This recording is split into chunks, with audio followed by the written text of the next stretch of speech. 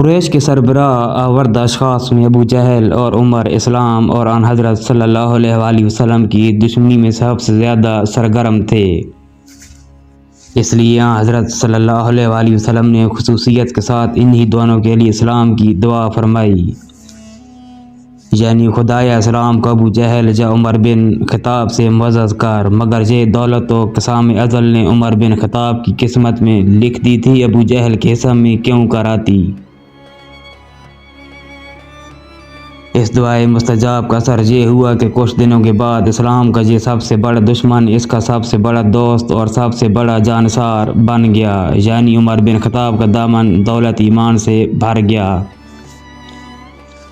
ایک مشہور واقعہ جس کو عام طور پر ارباب سیر لکھتے ہیں یہ ہے کہ جب عمر اپنی انتہائی سختیوں کے باوجود ایک شخص کو بھی اسلام سے بد نہ کر سکے تو آخرکار مجبور ہو کر نعوذ باللہ خود حضرت صلی اللہ علیہ وآلہ وسلم کے قتل کا ارادہ کیا اور تلوار کمر سے لگا کر سیدھے رسول اللہ صلی اللہ علیہ وآلہ وسلم کی طرف چلے۔ راہ میں اتفاقاً نعیم بن عبداللہ مل گئے، ان کے تیور دیکھ کر پوچھا خیر تو ہے؟ بولے محمد صلی اللہ علیہ وآلہ وسلم کا فیصلہ کرنے جاتا ہوں۔ انہوں نے کہا پہلے اپنے گھر کی تو خبر لو، خود تمہاری بہن اور بہنوئی اسلام لا چکے ہیں۔ فوراً پلٹے اور بہن کے جہاں پہنچے، وہ قرآن پڑھ رہی تھی، ان کی آہٹ پا کر چپ ہو گئیں اور قرآن کے اجزاء چھپا لیے، لیکن آواز ان کے کان میں پڑ چکی تھی۔ بہن سے پوچھا یہ کیسی آواز تھی؟ بولی کچھ نہیں۔ انہوں نے کہا میں سن چکا ہوں کہ تم دونوں مرتد ہو گئے ہو۔ یہ کہہ کر بہنوئی سے دست و گریباں ہو گئے اور جب ان کی بہن بچانے کو آئیں تو ان کی بھی خبر لی،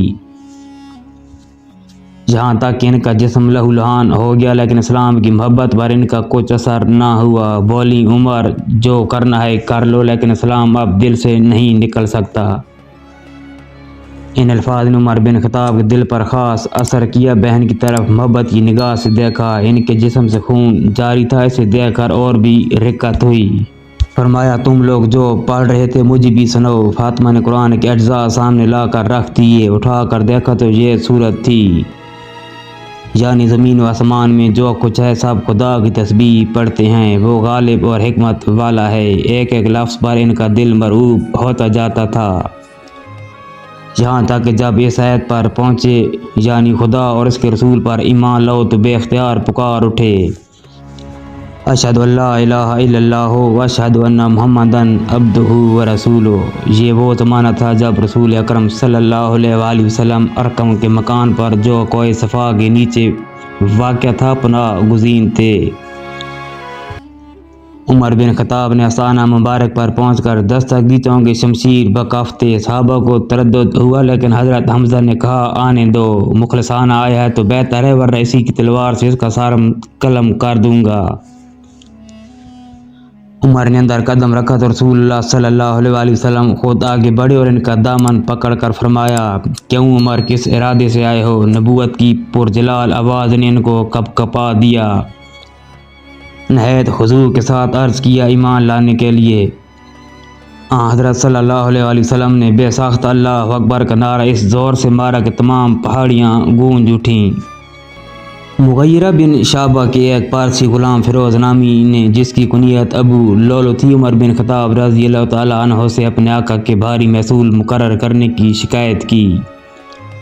شکایت بے-جا تھی، اس لیے عمر بن خطاب نے توجہ نہ کی اس پر۔ وہ اتنا ناراض ہوا کہ صبح کی نماز میں خنجر لے کر اچانک حملہ کر دیا اور متواتر 6 وار کیے۔ عمر بن خطاب اس صدمے سے گر پڑے اور حضرت عبد الرحمن بن عوف رضی اللہ تعالیٰ عنہ نے نماز پڑھائی۔ یہ ایسا زخم کاری تھا کہ اس سے آپ جان بر نہ ہو سکے۔ لوگوں کے اصرار سے 6 اشخاص کو منصب خلافت کے لیے نامزد کیا، ان میں سے کسی ایک کو جس پر باقی 5 کا اتفاق ہو جائے اس منصب کے لیے منتخب کر لیا جائے۔ ان لوگوں میں سے علی بن ابی طالب، عثمان بن عفان، زبیر بن عوام، طلحہ بن عبید اللہ، سعد بن ابی وقاص، عبد الرحمن بن عوف رضی اللہ تعالیٰ عنہ شامل ہیں۔ اس مرحلہ فارغ ہونے کے بعد حضرت عائشہ صدیقہ رضی اللہ تعالیٰ عنہا سے رسول اللہ صلی اللہ علیہ وآلہ وسلم کے پہلو میں دفن ہونے کی اجازت لی۔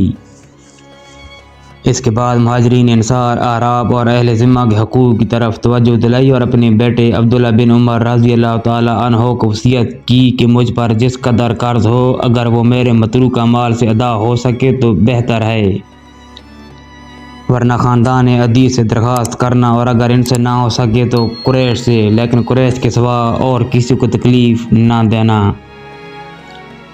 سیدنا حضرت عمر بن خطاب رضی اللہ تعالی عنہ پر بدھ کے روز حملہ کیا گیا اور جمعرات کے روز جام شہادت نوش کیا۔